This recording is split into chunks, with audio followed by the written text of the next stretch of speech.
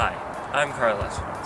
Urban runoff washes pollutants such as heavy metals, nutrients, PCBs, and bacteria into storm sewers, which then drain into lakes such as the one behind. This is a problem during heavy rainfall when urban areas such as parking lots concentrate these pollutants into small areas, which then drain into the lake. Contributing to urban runoff are large areas undergoing recent urban sprawl, such as shopping malls, which is the source of most of the pollutants in urban runoff. Does this water look drinkable to you? Well, it's not. This is water over fire.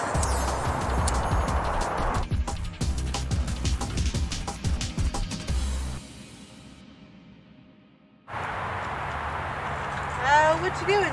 Just getting rid of some extra paint. Oh, don't do that. Why not? That storm drain goes right into our lakes and rivers that we get our drinking water from. Do you really want to be drinking eggshell paint extra acrylic? Ew, and to think of all the things I've thrown down here. But how do you know it goes to our lake? Well, that storm drain says stormwater only, which means it goes right into our lakes and rivers without being treated. Also, if it has a little stamp on the side of it that says Yellowfish Road, that's basically an indication that it means the same thing. That guy knows what I'm talking about. Yeah, I do.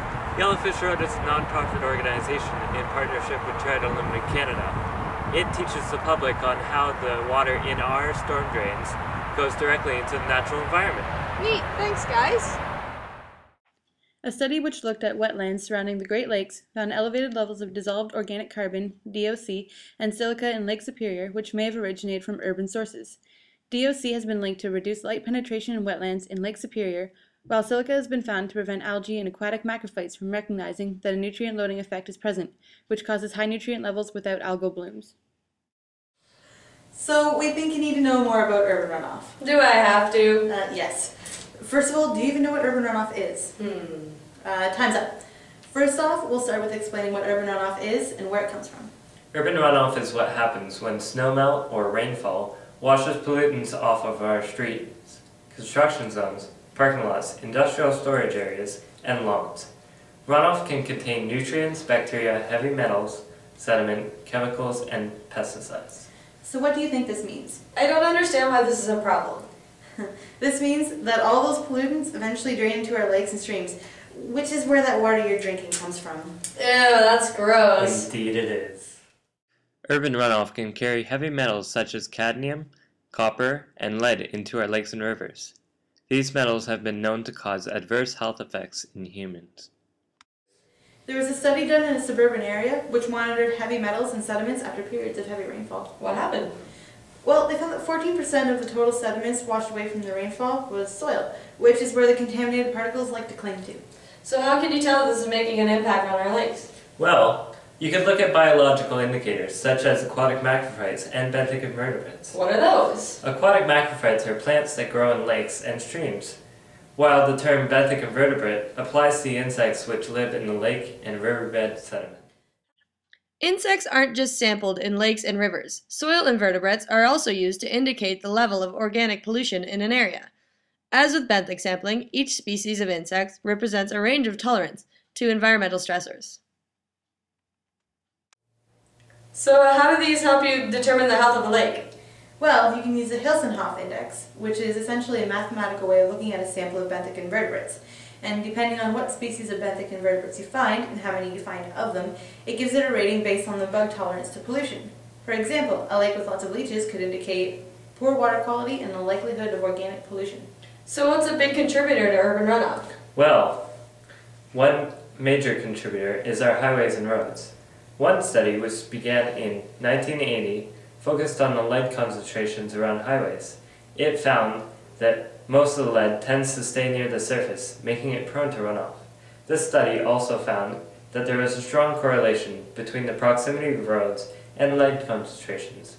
And since leaded fuels have been phased out, there has been a significant drop in lead concentrations, around 11%.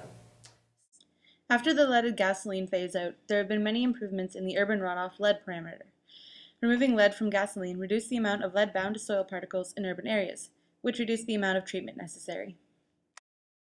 Due to open pits and large amounts of concrete and metal, construction sites offer the largest amount of potential runoff in urban areas. It is estimated that construction sites release 67,000 kilograms of sediment per hectare per year into our waterways. So what metals are most commonly found in runoff? Well, according to our research, there's about 11 different metals that mainly focus on. Out of these metals, zinc, copper, lead, and nickel seem to be the most common in highway runoff. This chart shows the concentration of these four metals during the rainy and melt seasons. The rain season has the highest value in all four metals. The melt season has a lower value because of the lower velocity compared to rainfall. This means that the meltwater picks up less particles. Highways are sources of elevated concentrations of toxic metals, which are contained in a medium called road-deposited sediments, or RDS. RDS act as a sink for metals and other contaminants, as these particles readily bond to metals and man-made compounds, such as pesticides. In many studies, it was found that zinc had the highest concentration of all tested metals, which could be due to the flakes of metal coming off the road signs and street lighting. Switching to a different type of material could reduce the highway production of zinc runoff. That's terrible! What can we do to our highways to reduce this? Well, we can send the stormwater from highways to the wastewater treatment plants instead of straight to the lakes.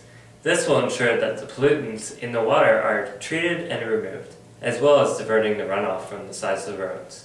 Also, making the sides of the roads less steep will reduce the velocity of the water, which means it will pick up fewer particles and carry the pollutants shorter distances. Another great way to reduce runoff erosion is to plant vegetation barriers within the ditches, called buffer zones. This holds down the soil and also slows down the velocity of the runoff. What can I do to stop urban runoff? Well, you can dispose of toxic waste, oil, and pet waste properly to reduce the amount of pollutants that could potentially be in future runoff. Mitigation options range from wastewater treatment, highway reconstruction, and switching road salts and sands for more natural approaches, such as beet juice. Many simple prevention methods can be equally as effective as major construction projects when properly used. It is also important to wash your car on your lawn, which will help absorb the water instead of it traveling across your driveway. You could also take it to a car wash, which disposes of the water in an environmentally sound way. Oh, and make sure you get your car tuned with no leaks. What can I suggest to my municipality? Well, they can enforce a stormwater management plan and sponsor hazardous waste collections often. I will go call them now. Thanks, guys. You experts sure are smart. It's our job. So now that you're on your way to becoming an expert, tell us what you've learned. Well, I've learned not to pour toxic chemicals down storm drains because the water isn't treated and goes straight to our lakes and streams. Excellent. What about the sources of urban runoff? I've learned that urban runoff can come from rain and meltwater, washing pollutants off our streets, construction zones, parking lots, industrial storage yards, and lawns. Also, urban runoff can contain nutrients, bacteria, heavy metals, sediment, chemicals, and pesticides. Wow, what a great memory.